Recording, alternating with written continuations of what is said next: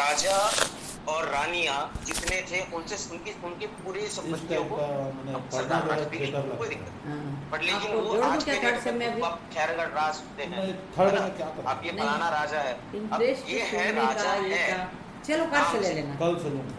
वो वहाँ पे शासन नहीं करती, शासन कौन करती है? आपकी सरकार। इसलिए इसको एबॉलिशन ऑफ जब जम्मू कश्मीर और ये जब अलग यूनियन ऑफ इंडिया जब तो पॉलिटिकल प्रिंसिपल तब ये सब चीजें जो होती है इंडिया में ओरिजिन होना शुरू हुआ। तो जब इंडिया में जब बात करते हैं तो बहुत सारे legal experts even KR. Menon और इवन जो एक बार डिफाई सर थे उसमें ये था कि उन्होंने हमने बताया था लेक्चर में कि इक्विटी के प्रिंसिपल्स जो है हिंदू लॉ से पहले हमारे पास एक, अब उसमें क्या हुआ कि इसमें कोई भी कंपाइलेशन नहीं था, कोई कंपाइलेशन नहीं था। वो बस इतना बोल दिया कि शूद्र क्या है, वो गलत काम करता है तो क्या होता है क्या नहीं होता, उसमें पनिशमेंट देते हैं बस। अब जो है अब ये जो है इंडियन लॉ में हिंदू लॉ में था। अब जो एक्चुअली जो इक्विटी के प्रिंसिपल्स थे वो जो है ब्रिटिशर्स में रोमन लॉ, ठीक है। अब रोमन लॉ जो है क्या बोलते हैं, प्रेटर करके वर्ड होता है, PRAETOR। मैं फिर से रिपीट कर रहा हूँ, PRAETOR। अब इसमें जो है इक्वालिटी जो है वो मोरालिटी पता है मोरालिटी क्या होता है? किसी को आइडिया मोरालिटी क्या होता है? नैतिक सिद्धांत, मॉरल नैतिक सिद्धांत जी। आपके अंदर जो सोचते हैं, आप जो सोचते हैं क्या सही है क्या गलत है, मोरल जो प्रिंसिपल्स होते हैं वो चेंज होता है पर्सन टू पर्सन। किसी के लिए किसी को मारना सही है और किसी के लिए किसी को बचाना सही है। तो ये मोरल प्रिंसिपल्स जो है ना वो चेंज होते रहते हैं। तो एक जनरल मोरालिटी बात, एक वर्ड होता है जनरल मोरालिटी। वो जनरल मोरालिटी की बात ये थी कि एक इंसान को किसी और इंसान को हार्म नहीं करना है, उसको किसी भी तरीके से भंग नहीं करना है, किसी भी तरीके से उसको क्षति नहीं पहुंचानी है। ये जनरल मोरालिटी। सिंगल मोरालिटी मतलब आपका खुद का है, कॉमन सेंस में वो मोरालिटी है, ठीक है, बट लेकिन वो जनरल मोरालिटी है। ये सब ये मानते हैं कि एक इंसान को दूसरे इंसान को नहीं मारना चाहिए, एक इंसान को चोरी नहीं करनी चाहिए, एक इंसान को झूठ नहीं बोलना चाहिए। तो ये जो है मोरालिटी को पकड़ा, मोरालिटी और इक्वालिटी को पकड़ा। अब बोला कि भाई हाँ एक डेफिनेशन बहुत अच्छे से दे रहा हूँ आपको। जब राइट्स के बारे में पूछा जाता है तो राइट्स में ये बोला गया your rights ends at my knows. आपका अधिकार मेरे नाक तक है। शरीर में नाक एक ऐसा हिस्सा जो आपके शरीर से बाहर रहता है। Your right ends at my knows. आप कितना भी हाथ घुमाओ नाचो गाओ, बट लेकिन आपके हाथ अगर मेरे नाक को छू लिया तो मतलब आपने मेरा अधिकार जो मेरा मौलिक अधिकार है मेरे को नहीं छूने का, मेरे को नहीं मारने, उसने बंद कर, आपने बंद कर। तो ये डेफिनेशन बहुत अच्छा था कि योर मोरालिटी क्या है, your rights ends at my knows.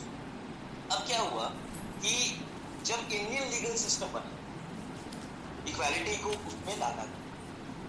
Mohammedan law था, हिंदू लॉ था, क्रिश्चियन लॉ था, पारसी लॉ था, हमारे पास बहुत सारे लॉ अलग अलग। इस सब को एक बार कंबाइन करके इक्वालिटी का प्रिंसिपल सबने एक सबको अधिकार, सबको अपने अपने अधिकार।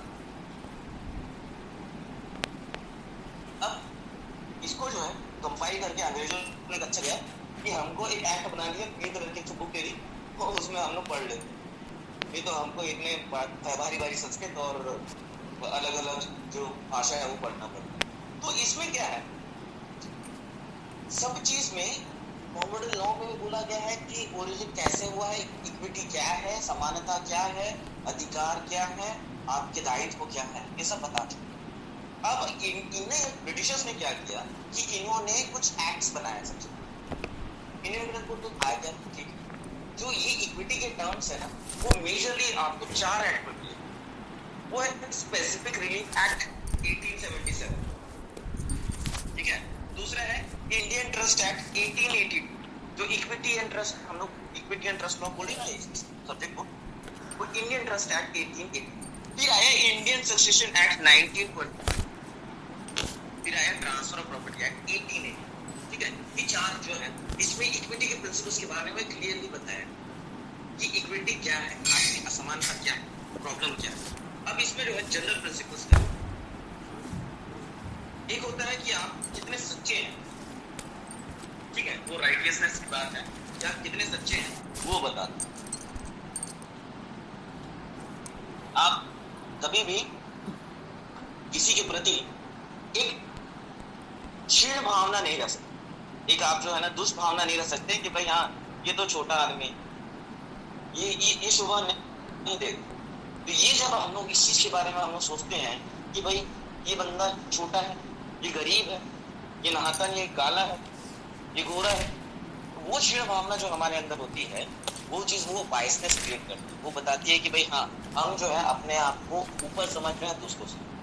तो ये इक्विटी नहीं, इक्विटी ये हुआ कि वो भी इंसान है, मैं भी इंसान। तो इसलिए जो है ना इंपॉर्टेंस जो राइटियसनेस होती थी वो। अब इसमें जो है प्रिंसिपल्स मैं आपको बताना चाहूँ एकदम जनरल, छोटे छोटे। जो इक्विटी चाहता है उसको इक्विटी मिलेगा, बट आप अगर समानता चाहते हैं, ठीक है, ये मैक्सिम है, आपको अगर मैक्सिम लिखना है तो बता सकते हैं। और केस एक केस लॉ है, मैं आपको बताऊंगा। He who seeks equity must do equity, ठीक है। अब जो है जो इक्विटी चाहता है उसको इक्विटी मिलेगा। इसमें एक केस हुआ करता है, एक लीडिंग केस है, शैपल वर्सेस टाइम्स न्यूज़पेपर लिमिटेड। ये केस नोट कर सकते हैं आप लोग, शैपल वर्सेस टाइम्स न्यूज़पेपर लिमिटेड। इस पर्टिकुलर मैक्सिम के ऊपर ये बेस्ड है केस। इस केस से ये मैक्सिम आया था कि अगर जैसा आप करोगे वैसा आप भरोगे, लेकिन आपको वो कार्य तो करना पड़ेगा ना, अच्छा काम तो करना ही पड़ेगा ना, तो जो सिंपल बोलते हैं हम लोग। यहाँ क्या हुआ, एक इंडस्ट्रियल डिस्प्यूट हुआ। ये इंडस्ट्रियल डिस्प्यूट होने से क्या हुआ कि जो वहां काम कर रहे थे लोग, उन लोग बस इतना चाहते थे कि भाई हमारा जो है लड़ाई झगड़ा हुआ, ठीक है, हमारा काम से हमको मत निकालो। तो इन्होंने कोर्ट में पहुंचे।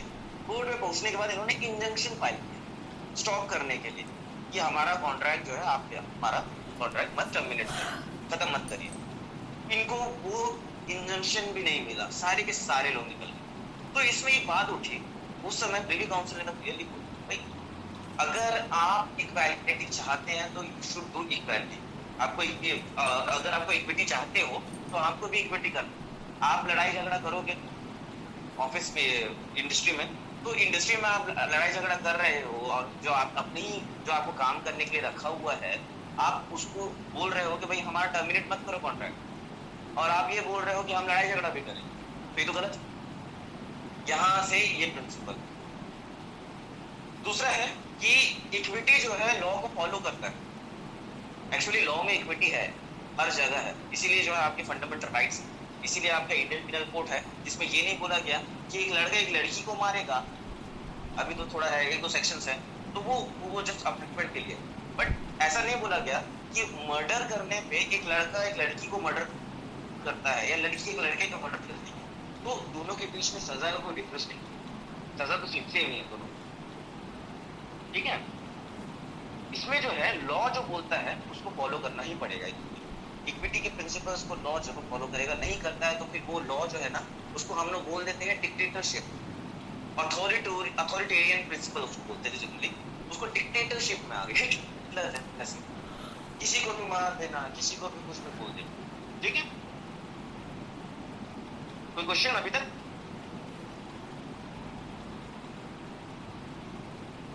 किसी को कोई क्वेश्चन है? No sir. समझ में आ रहा है ना कि मतलब मैं बोलते जा रहा हूँ और आप लोग बस आराम से सुन रहे हैं? Yes sir. देखिए अब हमें बचा तीसरा मैक्सिम। तीसरा जो प्रिंसिपल है वो है कि इक्विटी जो है वो कभी गलत नहीं होगा, बट उसके साथ जो है एक रेमेडी होनी चाहिए। अगर आपके साथ कुछ गलत होता है, फॉर एग्जाम्पल सिविल रॉन्ग हुआ या क्रिमिनल रॉन्ग है ना, किसी ने आपको गाली दे दिया, झापड़ मार दिया, ऐसा कुछ, तब क्या हुआ कि आपके पास एक रेमेडी है, आप जाके पुलिस कंप्लेन करिए और उसको अंदर करो। अगर वो पुलिस नहीं होती तो आपके पास समानता इक्विटी होता। इसमें केस लॉ है Patterson versus Murphy,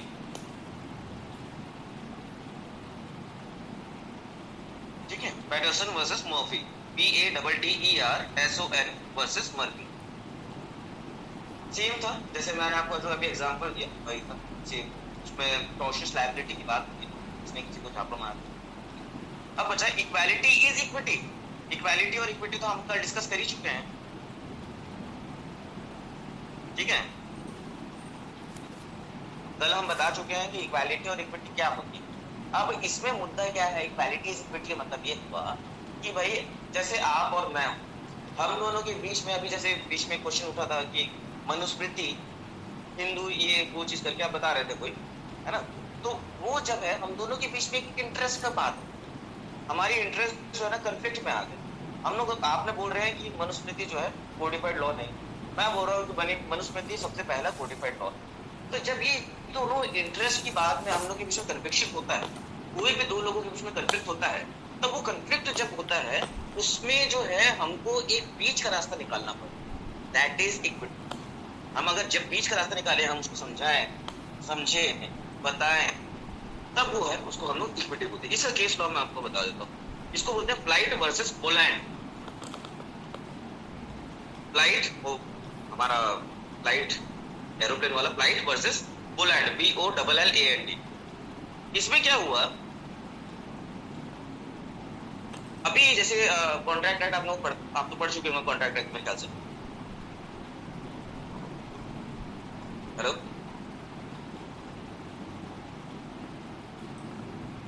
yes sir. मेरी आवाज आ रही है? जी सर। यस पढ़ चुके हैं आप?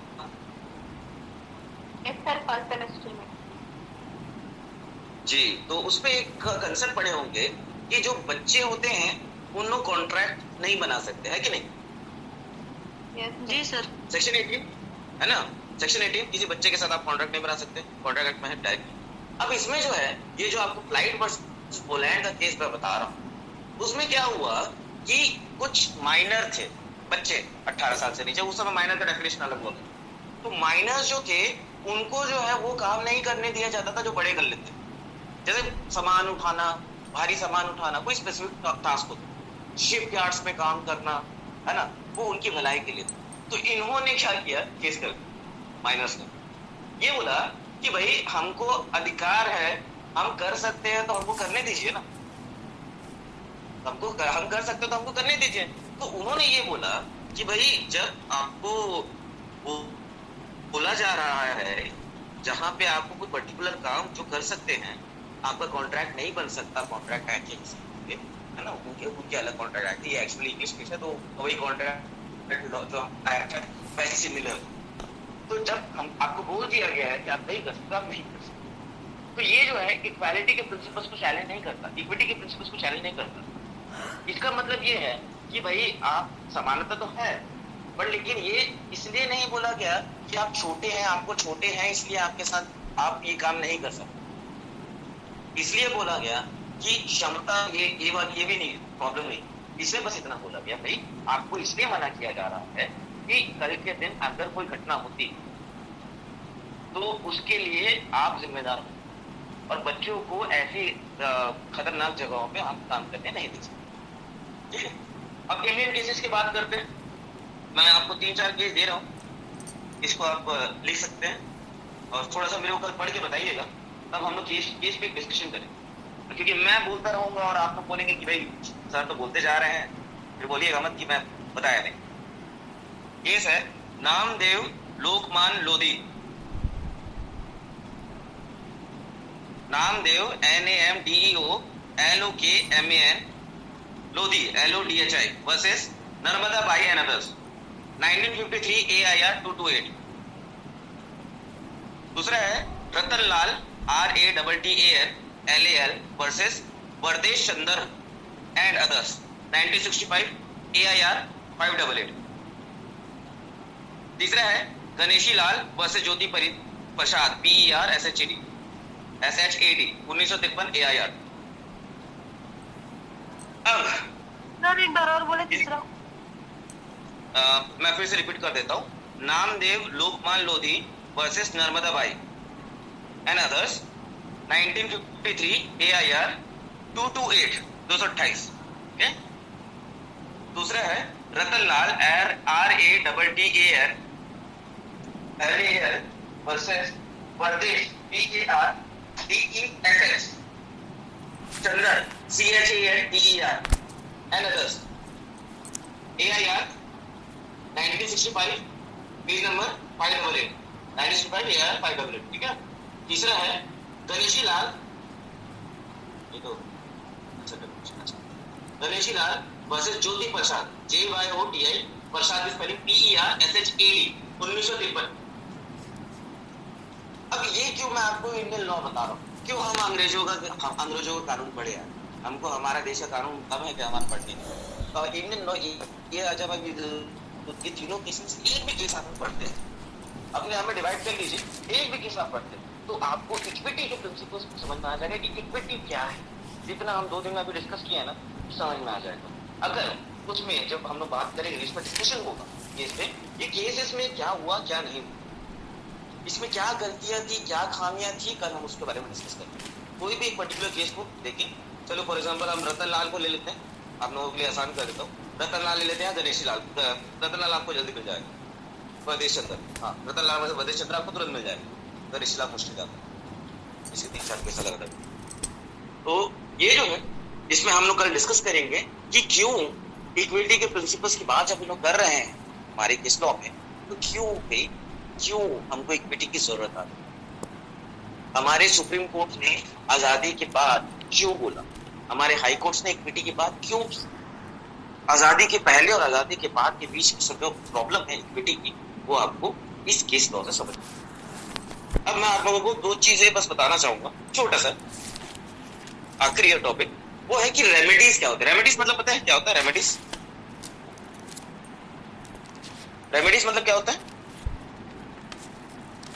उपचार जी, रिलीफ, उपचार सर, उपचार रिलीफ है ना। तो ये जो है जब हम लोग बात करते हैं, जब आपकी इक्विटी साम्य जब आपका भंग हो जाए तब जो है आप क्या आप रेमेडी ले सकते हैं कोर्स, है ना। एकदम सिंपल है जो जनरल है। सबसे पहले इंजंक्शन पता है, कभी सुने हो कभी इंजंक्शन वर्ड? अभी बताया था उधर पहले।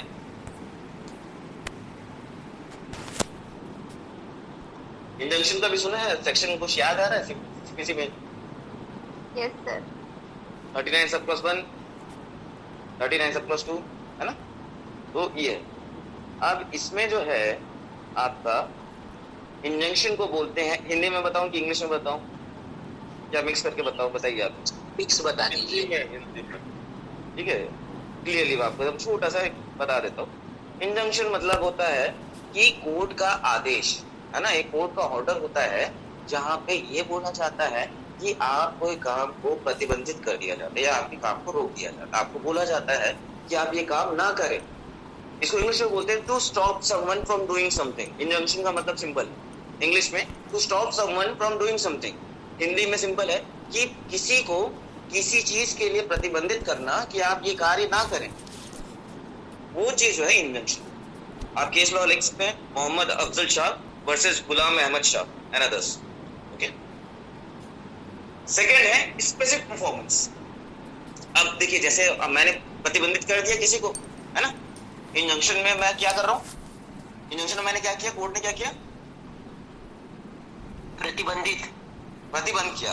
अब जो है स्पेसिफिक परफॉर्मेंस की बात, ठीक है। अब प्रतिबंध किया है तो कोर्ट ये भी बोल सकती है ना कि आप ये कार्य करिए, नहीं बोल सकती, ठीक है।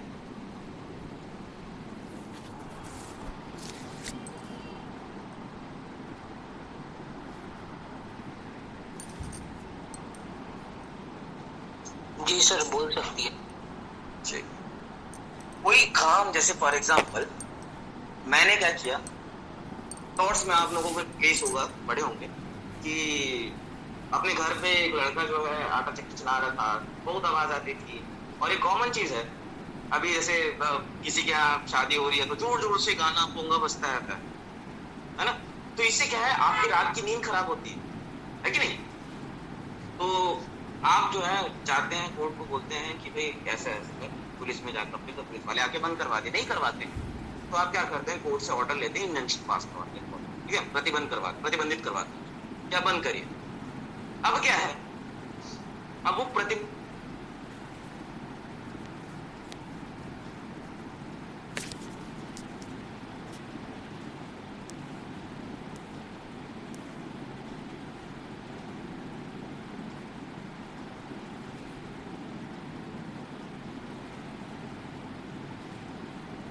बताया मच्छर आ रहा है ये वो करके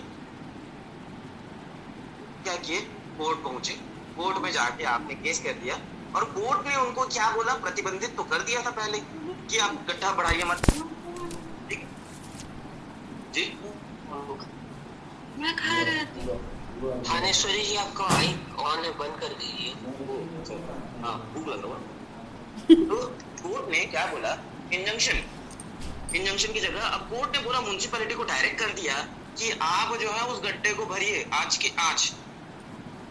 तो म्युनिसिपैलिटी को उसको करना पड़ेगा, that is called specific performance. एक पर्टिकुलर काम करने के लिए किसी को बोला जाता है तो वो है स्पेसिफिक परफॉर्मेंस। तो कोर्ट रोक भी सकती है, कोर्ट ये भी बोल सकती है आप वो काम करें, आप उसको पैसे दीजिए, ठीक है, that is called specific performance. Specific performance का एक पर्टिकुलर एक्ट भी। अब बचा रिसेशन। ये सॉरी स्पेसिफिक परफॉर्मेंस आप केस लॉ लिख लीजिए, मैं भूल गया इसको। Executive committee of bash, executive EXECUTIVE committee COMMIDDE of BAISH bash versus Lakshmi Narayan and others. Lakshmi KSHMI NARAIN and others. ये सब केस लॉज आपके लिए इसलिए इम्पोर्टेंट है कि आपको क्वेश्चन जब आएंगे एग्जाम्स में, मेरे को बहुत बच्चे पूछ रहे थे कि हम कौन सी बुक रेफर करें, जब आपके क्वेश्चन आएंगे तो आप अपने क्वेश्चंस का आंसर जब देते हैं तो आप केस लॉ से उसको सब्सटैंटिएट करिए, बताइए कि इस केस लॉ में इस प्रिंसिपल के बारे में ये बोला गया, ठीक है। हम लोग तो कुछ भी हवाई पुलाव, हम लोग तो पुलाव बना सकते हैं, अच्छे से बिरयानी भी बना सकते हैं, चाहे वो चिकन हो या वेज हो या पनीर हो, हम उसको पुलाव भी बना सकते हैं, हम खिचड़ी भी बना सकते हैं। पर लेकिन बिरयानी और खिचड़ी के और पुलाव के बीच में डिफरेंस क्या है पता है? ये केस लॉ। जब आपका आंसर बिरयानी बनता है उसका रेट 120 रुपए हो जाता है या 160 रुपए हो जाता है, क्यों? क्योंकि आपने केस लॉ डाला। और वही चीज खिचड़ी बना दी, केस लॉ नहीं डाले ना, तो फिर वो खिचड़ी बन जाती है।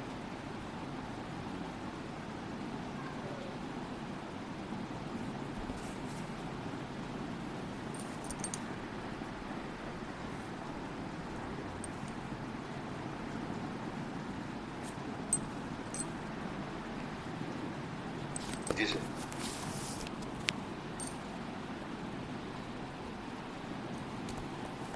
हाँ नहीं, वही मैं बोल रहा था, बंदी वाला रिसेशन नहीं। रिसेशन मतलब रिसाइनिंग ऑफ कॉन्ट्रैक्ट। अभी सुना आपने, कॉन्ट्रैक्ट से वापस आ जाना, नॉर्मल स्टेट में आ जाना। जैसे कोई कॉन्ट्रैक्ट में जैसे आप और मैं कॉन्ट्रैक्ट में आते हैं और मैंने बोला आप केस लॉ लिखिए, ठीक है, आप केस लॉ लिखिए, आप कल पढ़ के आइए, मैं आपको 5 लाख रुपए दूंगा, ठीक है। अब क्या हुआ, अब पढ़ के नहीं आए और मेरे पास ही 5 लाख रुपए, तो हम दोनों एक सीधा जॉइंट पे आ गए, चलो ठीक है कोई बात नहीं, छोड़ो कल चलेंगे, देखा जाएगा। इसको बोलते recession. We are getting into the normal state of position. जैसे हम लोग पहले थे कॉन्ट्रैक्ट बनाने के, हम लोग फिर से वापस उसी जगह पे आ जाते हैं कॉन्ट्रैक्ट बनाने के पहले जिस पोजीशन पे थे, चाहे वो 5 लाख रुपए की बात हो या 3 लाख रुपए फॉर एग्जाम्पल, ठीक है। इसका केस लॉ है Bedi and Bedi limited Bangalore versus the commissioner of central. ये इसमें हुआ क्या था, ये दोनों के बीच में कॉन्ट्रैक्ट बना, कंपनी थी और ये जो है गवर्नमेंट के साथ एक कॉन्ट्रैक्ट है। क्या हुआ कि ना कंपनी कुछ काम कर पाई, जो स्पेसिफिक परफॉर्मेंस उसको करना था, जो उनको काम दिया गया था रोड बनाने का टेंडर का, वो सब चीजें वो नहीं कर पाई, ना ही उसने गवर्नमेंट ने उनको पेमेंट कर पाया जितना उन्होंने था। तो इसलिए जो है ना eight the end of the day recession का वर्ड यूज किया गया, बोला गया कि आप वापस अपनी पोजीशन पे आ गए, आप दोनों कुछ काम नहीं, ठीक है। अब आखिर ये रेक्टिफिकेशन, कभी सुना रेक्टिफिकेशन क्या होता है? Yes sir. सुधार करना, सुधार करना सर, जैसे कुछ मिस्टेक होता है तो उसको रेक्टिफाई। वो बचपन में क्यों क्या वो इरेजर आता था ना, अप्सरा का, नटराज का, है ना, ऐसे मिटा दिए, पेंसिल से लिखा है, मिटाया और सुधार के लिए।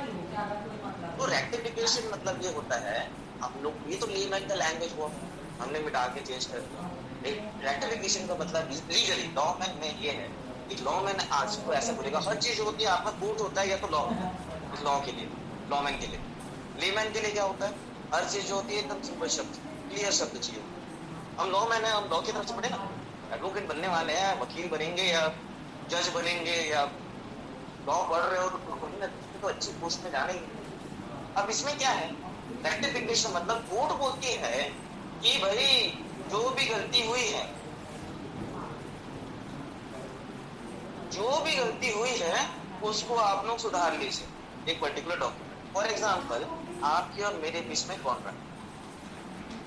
अब इसमें क्या था कि कॉन्ट्रैक्ट में ना आपने पढ़ा ना मैंने पढ़ा, ठीक है। मैंने बोला कि मैं 20 करोड़ में आपके लिए काम, आपने वो 20 करोड़ के जीरोस को नहीं गिना, आपने सोचा कि वो 2 लाख लिखा होगा या 20 लाख लिखा होगा या 2 करोड़ लिखा होगा। अब जो है इस बात को लेके हम लोग मतलब 20 करोड़ का अपेक्षा कर रहा है। सामने वाले पेज में लिखा हुआ 2 लाख, पीछे वाले पेज में 20 करोड़, तो इसमें 2 जीरो एक्स्ट्रा, नीचे ऊपर नीचे हो गए 2-3 जीरो। तो वो गलतियां जो हुई है वो कोर्ट ऑर्डर करेगी, बोलेगी कि जो पहले पेज में लिखा है। क्योंकि हम लोग जब भी पढ़ते हैं पहला क्लास हम लोग बहुत अच्छे से करते हैं, सुबह की छोड़ के जो नए जब कॉलेज चालू करते तो पहले फर्स्ट ईयर में बहुत अच्छे से पढ़ते, धीरे धीरे आते हैं 3rd सेमेस्टर तक बोर हो जाते हैं। तो इसीलिए जो है कोर्ट का कहना ये था, Harinagar sugar mills limited versus Shyam सुंदर झुंझुनवाला, झुंझुनवाला वाले केस में, झुंझुनवाला वाले केस में कोर्ट ये बोलती है कि आप जो है आपका माइंड जो है ना फ्रेश रहता है जब आप फर्स्ट पेज लिखते हैं। बिकॉज कॉन्ट्रैक्ट जैसा आप लोग सोचते हैं कि 1 पेज या 2 पेज का होगा, ऐसा नहीं होगा। When you talking about a company, when you talking about a corporation और बड़ी कॉर्पोरेट की बात करते हैं तो जो कंपनी जो कॉन्ट्रैक्ट होते हैं वो 1000, 1500, 200 पेज के बहुत बड़े हैफ्टी कॉन्ट्रैक्ट बनते हैं। तो उसमें क्या होता है ना, शुरू में अच्छा रहता है, उसके बाद बाकी तो कचर हो जाते हैं कभी कभी। That is the reason the court has stated in this Harinagar sugar mills limited Shyam सुंदर बता दो कर ली मैडम कि रेक्टिफाई कर दीजिए या चेंजेस कर दीजिए जो चीज फर्स्ट पेज में लिखा है, सुधार करिए। तो ये 4 आपके पास रेमेडी है। क्या क्या रेमेडी है? 4।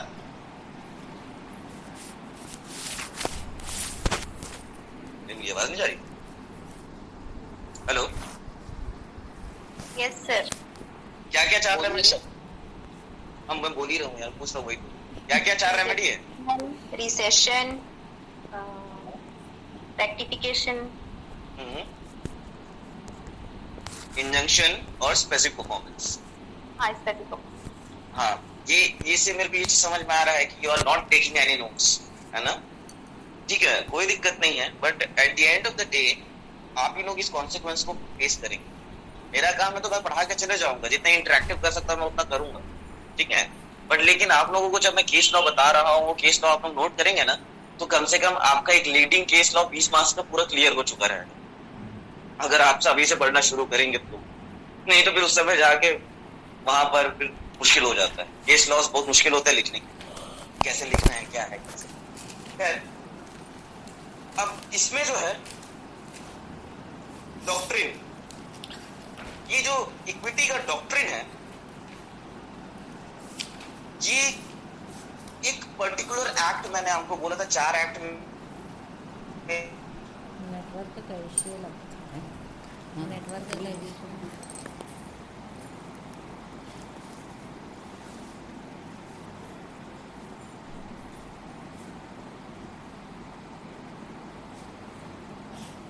दूसरा लगा लीजिए। ट्रांसफर प्रॉपर्टी एक्ट बताया था, ससेशन एक्ट बताया था, इंडियन ससेशन एक्ट बताया था।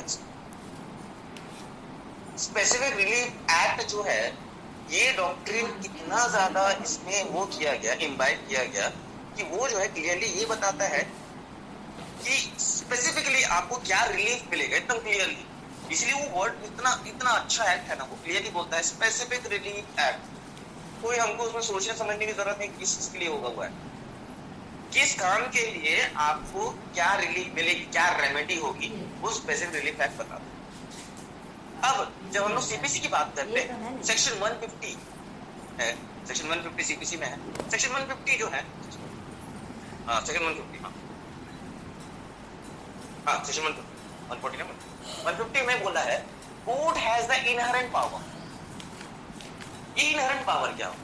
सीपीसी में सबसे अच्छी चीज क्या है कि पावर जो होते हैं, जो मजिस्ट्रेट्स के पावर होते हैं, they have their power to make their own law at that time, ताकि आपको उनको एकदम जैसे हम लोग आईपीसी क्रिमिनल केसेस में देखते हैं, आईपीसी सीआरपीसी में ना एविडेंस एक्ट यूज किया जाता है, सीपीसी में भी एविडेंस एक्ट है, बट लेकिन कोर्ट के पास पावर है कौन सी चीज को एज एविडेंस उसको लेना है कि नहीं लेना। अगर वो चाहती है एक पर्टिकुलर डॉक्यूमेंट को एविडेंस लेना, वो फोटोकॉपी को लेना चाहती है, हाथ से लिखे डॉक्यूमेंट को फोटो एविडेंस लेना चाहती है, वो ले सकती है। सेक्शन 150 के अंदर उनके पास इनहेरेंट पावर चालू तो है तो आखिरी में कंक्लूजन में बस इतना है कि जितनी भी प्रिंसिपल्स, ठीक है, जितनी भी प्रिंसिपल्स, जितने भी आपके रेमेडीज आपके आजू बाजू आप रोज उसको यूज करते हैं, बट लेकिन आपको वो चीज पता नहीं कि आप इक्विटी के प्रिंसिपल्स को कैसे आप अपने रियल लाइफ सिनेरियो में यूज करते हैं। और 2 दिन में वही समझाया, और आज जो है कंक्लूजन में ये कि इक्विटी, इक्वालिटी, इगैलिटेरियनिज्म, ऑथोराइजेशन, ये सब चीजें जो होती है ये आपके लिए बहुत इंपॉर्टेंट फैक्टर है आपका जीवन जीने। आपके पास बोलने का अधिकार है, मैं आपको रोक नहीं रहा हूँ, आप पूछिए बोलता हूँ, मैं आप बोलिए बोल, बट लेकिन वही चीज अगर आपके पास इक्विटी का प्रिंसिपल नहीं होगा तो मैं आपको रोक, आप नहीं बोल सकते, मत बोलिए। आप कौन होते हैं बोलिए, तो क्या वो आपको सही लगेगा? बताइए। नहीं सर। सिंपल। तो ये जो है इक्विटी के प्रिंसिपल्स आपके जैसे ही आप जन्म लेते हैं, आप जैसे ही आप पेट में रहते हैं, है ना, जैसे ही आप वूम पे रहते हैं, तो टर्मिनेशन ऑफ प्रेगनेंसी एक्ट बनाया गया, ये बोलते हुए कि भाई फीटस को आप नहीं मार सकते, टर्मिनेट नहीं कर सकते एक पर्टिकुलर टाइम पीरियड के बाद जब तक कोई प्रॉब्लम ना हो। इसलिए टर्मिनेशन ऑफ प्रेगनेंसी एक्ट से शुरू करो, जब आप पेट में, बच्चे जब पेट में रहते हैं वहां से शुरू किया, उसके मरने तक, जब वो पैदा होता है, बच्चा बड़ा होता है, तब जीवन काल में तो रहता ही है, आईपीसी है, सीआरपीसी है, सब चीजें आपके पास, अधिकार तो है, जो मौलिक अधिकार हम लोग जी रहे हैं। उसके मरने के बाद भी वो अधिकार है उसके पास कि उसको प्रॉपर बरियल मिले, उसकी रिलीजियस बिलीफ के हिसाब से उसको जलाया जाए, उसको ऐसे ही रोड में नाली में फेंक नहीं दिया जाता, उसको प्रॉपरली जलाया जाए, उसको प्रॉपरली दफनाया जाए, जो भी जैसा भी उसका रिलीजन है या जैसा भी, वो उसका राइट है। अब उसके मरने के बाद राइट कैसे आया है? Interstate succession. अब इसलिए मैंने आपको इंडियन सक्सेशन एक्ट के बारे में, ये जो है इक्विटी के प्रिंसिपल्स के लिए मैं आपको, ट्रांसफर ऑफ प्रॉपर्टी एक्ट, जीवन भर वो ट्रांसफर कर सकता है प्रॉपर्टी, किसको करना है नहीं करना, वो अपने प्रॉपर्टी का संरक्षण कर सकता है, अपने पूरी संपत्ति का संरक्षण कर सकता है। और अगर कोई उसकी संपत्ति में हाथ डालता है या उसकी संपत्ति को अपने नाम से बोलता है, तो वो कोर्ट में वो केस करके, परिवाद दायर करके, वो परिवादी बन के केस को लड़ सकता है और जीत सकता है, उसके पास डॉक्यूमेंट्स। तो उसके बाद, उसके मरने के बाद जो है इंडियन सक्सेशन एक्ट, जो प्रॉपर्टी उसकी है वो उसकी थी, उसके बाद उसको किसको मिलनी चाहिए, ये हमारे लॉ ने बताया। कोई भी ऐरा गहरा नत्थु गहरा तो नहीं आके उसको प्रॉपर्टी उठा सकता है कि नहीं? गलत बोल रहा हूँ? उसकी प्रॉपर्टी उसके बच्चों को मिलनी चाहिए कि नहीं, ये है इंटरस्टेट सक्सेशन उसको बोलते। या फिर उस प्रॉपर्टी को उसको ट्रस्ट बना के, विल बना के किसी और को देना है, अपने बच्चों के अलावा किसी और को देना है, वो भी उसके मरने के बाद उसके अधिकार। जो अधिकार हमको पैदा होने से पहले मिले हैं वो मरने के बाद तक, वही हमारा इक्विटी। ठीक है, कोई क्वेश्चन? ओके, तो आपका ये जो है आपका इंट्रोडक्शन कंप्लीट हो गया, आप समझ गए होंगे आपकी इक्विटी क्या है। अब आई डोंट थिंक सो कि मेरे को और ज्यादा डिटेल में जाने की जरूरत है कि इक्विटी के बारे में बात करने के लिए। ठीक है, अब इसमें जो है कल क्या पढ़ेंगे बताइए? सर वो 3 केसेस आप दिए, वो मोर नाम से आपके नाम से पढ़ा, आपके नाम और सर केस, टॉपिक क्या पढ़? सर केस डिस्कशन के बारे में थोड़ा सा डिस्कस करेंगे, उसको कैसे लिखेंगे उसमें तो 20 मार्क्स पूरे के पूरे मिल जाए, वो आप हम लोग को बताएंगे सर। देखिए वो चीज जो होती है लिखने का काम आपका है, मेरा काम है सिर्फ समझाना। केस पढ़ना, केस लिखना जो है वो एक आर्ट है, पता है जी, वो एक आर्ट है। वो पता है आज आप जो केस लिखना चालू करेंगे ना, वो आपका जुडिशियरी में बहुत हेल्प देगा। जब आप प्रीलिम्स क्लियर कर लेंगे ना, तब जो है आप जब एग्जाम देंगे मेंस का, तब जो है वो आपको बहुत हेल्प करेगा। आप कैसे फैक्ट्स लिखते हैं, सबसे पहले होता है आपको लिखना पड़ता है कि कौन किस जगह पे वो केस लग रहा है, ठीक है। जैसे सुप्रीम कोर्ट में था कि प्रिवी काउंसिल का था, ये आपको बताना पड़ेगा। मैं आपको एकदम जनरल 5 मिनट बता देता हूँ, 5 मिनट है मेरे पास अभी क्लास की। तो आपका जो है सबसे पहले आपको हमेशा क्या करना चाहिए, फैक्ट्स ऑफ द केस लिखने का। उसके ऊपर जो है आपको एक समरी देना चाहिए। हर क्वेश्चन, हर आंसर जो आप कर रहे हैं ना, उसका एक नोटिंग बना दीजिए। जैसे मैंने आपको बोला कि equity, law of contract, Indian penal code, उसमें जो है मर्डर के बारे में बोला, तो आप जो है 3 पॉइंट का ऊपर में लिख दीजिए, जहां से मेरे को समझ में आ गया कि भाई लिख दिया मैंने। आप क्यों भी, मैं क्या, कोई किसी भी जो भी इंसान उसको पढ़ रहा है उसको ये समझ में आ जाए कि सबसे पहले इसका जो है ना इंट्रोडक्शन दिया है, उसके बाद जो है इसने बताया फैक्ट्स ऑफ द केस, उसके बाद इन्होंने बताया है कि कौन से जज ने क्या बोला था, उसके बाद इन्होंने बताया है कि आखिरी में जजमेंट में क्या है, उसके बाद इन्होंने आखिरी में बताया कंक्लूजन कि कैसे क्या बोला गया और इसमें क्या गलती था या नहीं थी, ठीक है। तो जब आप केस लॉ लिखते हैं, जैसे फॉर एग्जांपल आप जब कल केस पढ़ के आएंगे तो मैं आपको डिटेल में बता सकता हूँ। तो एक केस बता दीजिए जो आप पढ़ के आएंगे, सबके लिए कॉमन हो जाएगा। सिर्फ 3-4 केस रहेंगे तो दिक्कत होगी। एक केस बता दीजिए, पढ़ के आएंगे। रतनलाल पढ़ेंगे? यस सर, रतनलाल पढ़ लेंगे जी। तो रतनलाल पे हम लोग कल डिस्कशन करेंगे और रतनलाल के हिसाब से ही मैं आपको कैसे केस लॉ लिखते हैं मैं बताता हूँ। आज अगर आप एक बार केस लॉ सीख गए लिखना, तो आप जीवन भर जो है, देखिए मार्क्स तो अपनी जगह है, पढ़ाई अपनी जगह है, ये आपके आगे के प्रिपरेशन है। जब आप अगर वकील बनते हैं या जज बने या IAS बनेंगे, तो ये सब चीजें जो है ना आपको करना ही है, लिखना है। लिखना और पढ़ना जीवन भर चलता रहेगा। तो जो आपको लिखना है वो लिखेंगे, है ना। वो लिखने का जो तरीका होता है उसको मैं बोला वो आर्ट है। वो आप किस तरीके से उसको उकेर सकते हैं, जितना आप लिख सकते हैं अच्छे से, शब्दों का प्रयोग जितना आपको याद रहता है। हर चीज जो होती है ना रट्टा मार के वहां लिखना जरूरी नहीं रहता, हर चीज रट्टा मार के लिखना जरूरी नहीं होता। आपको पता होना चाहिए कि आप कैसे उस केस को प्रेजेंट कर सकते हैं। क्योंकि 800 पेज का जजमेंट है, आप पूरा थोड़ा ना लिख सकते है ना, 800 पेज थोड़ा लिख सकते एग्जाम। तो आपको पता होना चाहिए कितना टाइम आप उसमें डालेंगे, क्या क्या चीज आपको डालना है, और किससे जो है सामने वाला, अगर आप लिख रहे हैं सामने वाला पढ़े तो किससे उसमें आश्चर्यचकित हो जाए, वो बोले हाँ यार क्या लिख रहे हैं, ठीक है। तो कल आप ये केस लॉ पढ़ के आइए रतनलाल वाला, और उस पर डिस्कशन करते हैं। कल उसी के हिसाब से हम केस लॉ लिखते हैं। उसके बाद कल नेक्स्ट टॉपिक हम चालू, रतनलाल के डिस्कशन के बाद हम कल जो है नेक्स्ट टॉपिक चालू। ओके सर नेक्स्ट टॉपिक क्या है आपका? अभी तो रतनलाल पढ़े नहीं है आप, रतनलाल पढ़ लीजिए टॉपिक। बोले तो पूछ रही थी सर। रतनलाल होने में समय लगेगा, क्योंकि देखिए जब पहली बार आप लोग केस लॉ शायद मेरे ख्याल से मेरे साथ डिस्कशन करेंगे, जब केस लॉ हम लोग बात करते हैं ना, केस लॉ में बहुत समय लगता है ना, दिक्कत ये। तो अगर आपको बोल रहे हैं तो नेक्स्ट टॉपिक है, देखिए मैंने आपका कर दिया है हिस्ट्री कंप्लीट कर दिया, कंसेप्ट कंप्लीट कर दिया, प्रिंसिपल्स भी कंप्लीट कर दिए। कल मैं करूंगा nature and scope of equity, ठीक है। रोमन लॉ बता दिया, इंग्लिश और इंडियन लीगल सिस्टम के बारे में बता दिया, ठीक है। अब इसमें मैंने आपको यही बता दी कि कैसे इंडिया में बढ़ा। अब मैं कल जो है आपको इंग्लैंड के बारे में बताऊँ, ठीक है, एक बार। अब इसमें फिर उसके बाद हम लोग उसके अंदर छोटी छोटी चीजें जो वर्ड्स होते हैं, इक्विटेबल जुरिसडिक्शन जैसे हो गया या प्रोसीजर हो गया, डिवीजन कैसे हुआ, ये सब चीजों के बारे में डिस्कशन, ठीक है। जी सर, थैंक यू। ठीक है, चलिए भाई ये रतनलाल पढ़ के आइएगा जरूर, ठीक है। अगर आपको केस लॉ